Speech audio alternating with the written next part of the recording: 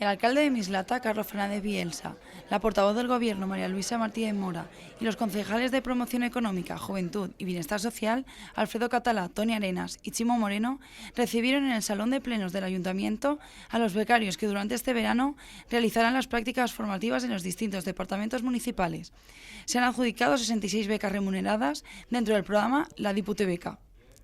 Yo creo que es una posibilidad que tienen para, entre otras cosas, poder ganar un dinerillo durante el verano y además formarse, que es también una de las cosas más importantes. Después de la evaluación de los perfiles de todos los candidatos que se presentaron al proceso de selección, los afortunados visitaron el pasado 1 de julio por primera vez el que será su centro de trabajo este verano y ya han conocido el nombre del departamento y la persona que actuará de tutor.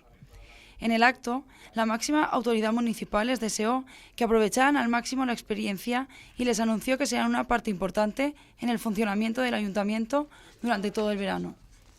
Es un momento para que se formen,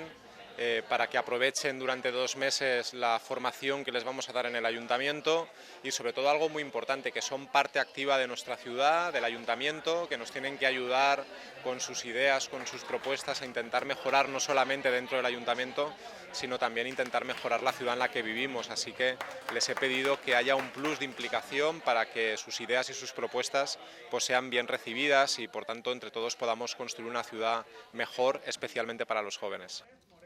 Juventud, Casa de la Dona, Bienestar Social, Medios de Comunicación, Deportes, Urbanismo, Participación Ciudadana y Fiestas, entre otras, son las áreas en las que trabajarán y que afectarán a todos los ámbitos del municipio. Después de pedirles el cumplimiento de las funciones que se les encomienden y su ayuda para mejorar la ciudad, se les dio la bienvenida y se les dirigió a los que serán sus puestos de trabajo estos 2 meses.